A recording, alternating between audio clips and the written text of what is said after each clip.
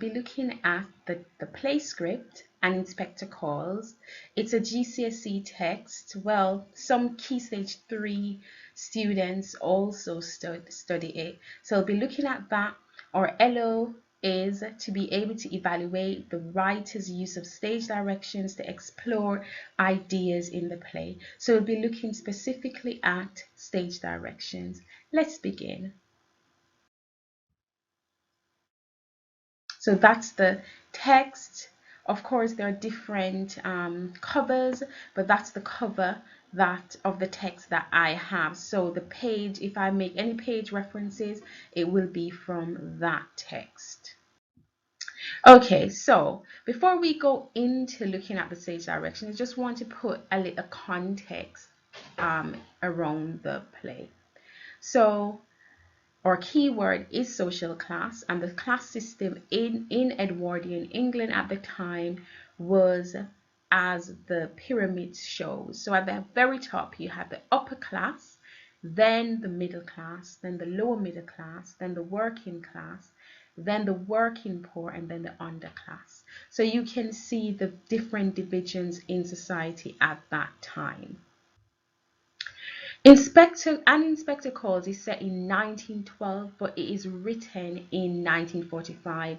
So right there you can know that there will be the device of dramatic irony, because everything that the characters are talking about in 1912, we would know that maybe it happened or it didn't happen in 1945.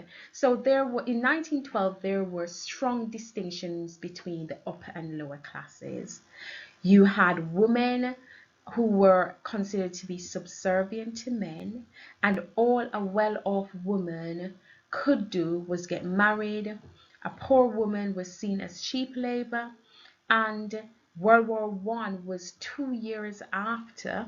So when we see at the beginning Berlin's optimistic view that there would not be a war, it is completely wrong. And as I said before, it creates dramatic irony in the play. The ruling classes saw no need to change the status quo. They didn't want any change. They were well off. They were happy. So why change? In 1945, however, we had different things happening. There was a great desire for social change.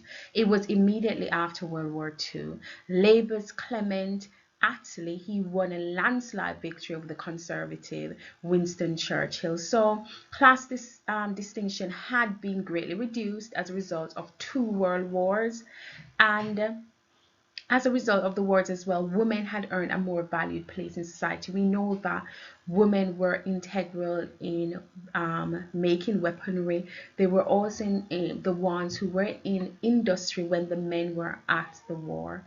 World War II ended on the 8th of May 1945. So the play was written during that time, and people after nearly 6 years of warfare and danger and uncertainty, they really wanted changes to happen. So let's look at the beginning of the play, the opening, where we see the stage directions at the beginning. Whilst I go through this, I want you to think of these questions I've put at the side. So the questions are color coded. What are the purpose of the stage direction? So why do you think they're important to this play? And what does the description fairly prosperous and fairly large suburban house tell us about the social status of the owners? Why do you think Priestley included this in the stage directions?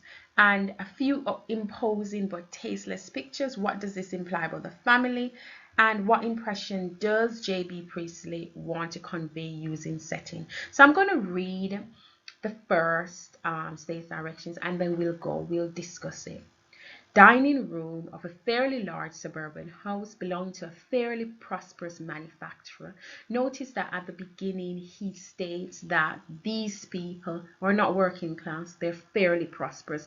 They're into manufacturing, they're capitalists, they're owners. and it's really important to note this distinction. It is a solidly built room with good solid furniture of the period. Upstage right there is an alcove with a heavy sideboard. A door from the alcove leads to the kitchen. Upstage left is a large double door used almost exclusively. A fireplace is along the right wall with a curtained window on either side. There are two leather armchairs on either side of the fireplace, and downstage from it an ornate floor lamp and a small table with telephone. A little upstage of center is a solid but not too large dining room table with solid set of dining room chairs around it. A few imposing but tasteless pictures and engravings. The general effect is substantial and comfortable and old-fashioned, but not cozy and home-like. So he really gives a clear description of where this is set. Remember that the setting, it's this action takes place in this room, in this house.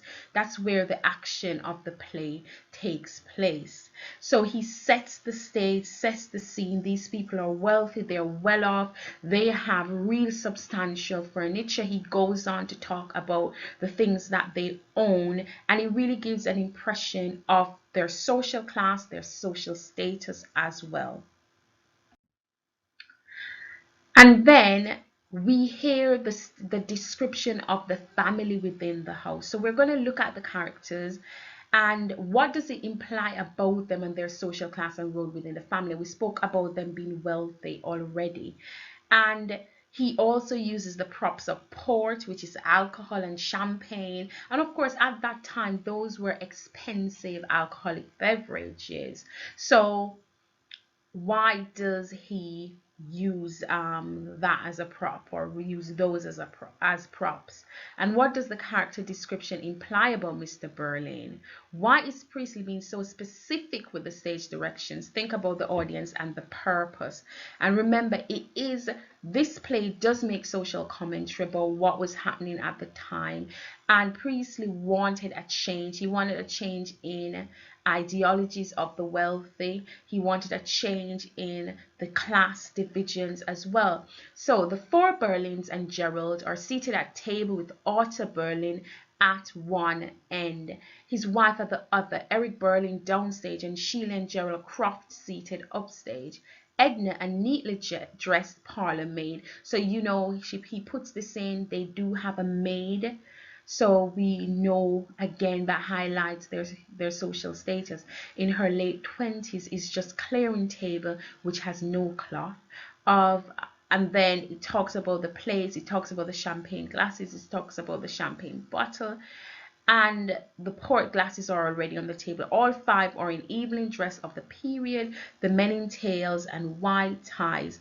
Arthur Berlin is a heavy-looking, rather pretentious man in his middle 50s, with fairly easy manners, but rather provincial in his speech. His wife is about 50, a rather cold woman, and her husband's social superior. Sheila is a pretty girl in her early 20s, very pleased with life and rather excited.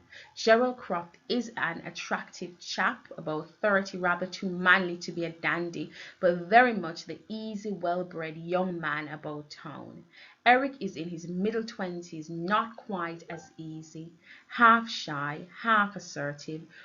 At the moment, they have all had a good dinner, are celebrating a special occasion, and are pleased with themselves.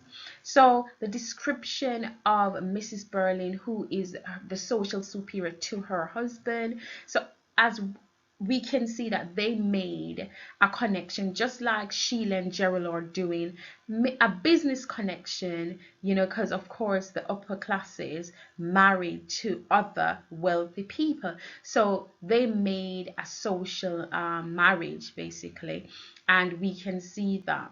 So Mr. Berlin married his social superior. Now, what does the phrase pleased with themselves imply? Is it foreshadowing a comment on social class? And I want you to think about that as we continue.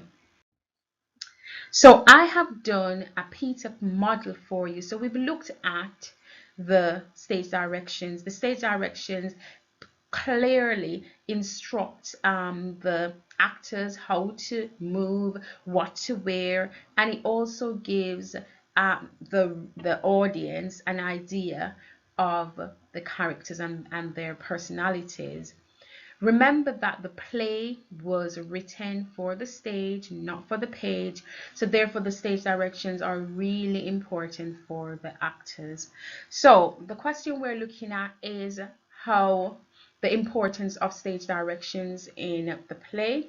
So I've done a Peter analysis and I have shown you where each part of the Peter is for your reference. So P, the point, is going to clearly tell me what I'm writing about. So it's going to have my thesis sentence. Priestley uses very specific stage directions to show the importance of the setting and lighting. So those are the two key things I'm going to focus on, the setting and the lighting. The setting is constant. All actions happen in the same place. Priestley describes the scene in detail at the opening of Act 1 so that the audience has the immediate impression of a heavily comfortable house. So that quote was taken from what I've just read, but the second quote that and the third one that I've used is in Act 1, and if you read it, I didn't want to use the exact quote because I want you really to think about. So my model is a challenge, it's an exemplar, but I really need to challenge yourself and not just look at this model. I want you to then unpick for yourselves and get your evidence. So I chose two different pieces of evidence later on in the stage directions. So with pink and intimate lighting, which becomes brighter and harder when the inspector arrives. The comparative adjectives, so your T's your technique, adjectives brighter and harder, and then I go to E, which is the explanation, suggests that lighting is used to reflect the mood of the play and depict the inspector as a social conscience who will focus on social responsibility and hold each character to account. Remember I told you that the purpose of this play was to create some form of change, accountability, have people really think about what was happening in society. And then my last part of my Peter, my reader effect. This makes the reader appreciate and understand the social context of the play and also heighten the theme of social responsibility because we're all members of one body. So what I've done is really try to get a range of quotes. So even though I'm looking at stage directions, I wanted to link it to the other parts of the play to show my overall understanding. So if you have forgotten, Peter stands for point. So the P, the first P is your point. What is the point of your essay? So you state it in the first P. Then you need to give your evidence. And remember, we don't have to say my evidence is. You just give the evidence. Then your technique is your subject terminology. So did the writer use a simile, a metaphor, an adjective, etc. And next comes your explanation of the evidence linked to the question asked. And your last one is your R, your reader effect. What does it make the reader think, feel, or believe? Those are the three things I always use to create the reader effect, that last bit. What does it make the reader think? What does it make the reader feel? Or how does it make the reader feel? And what does it make the reader believe? Okay, now it's your turn. I want you to look at the stage directions that I've put in this tutorial and answer the question, how does Priestley use stage directions in the play? How does he use it and the effect created? If you have a copy of the play, you can, like I did in my model, embed quotes that you know throughout your response. So it's really developed and detailed. And as usual, when you have a go at doing this essay question, it could be just a paragraph you have done, please comment below and let me know how you did.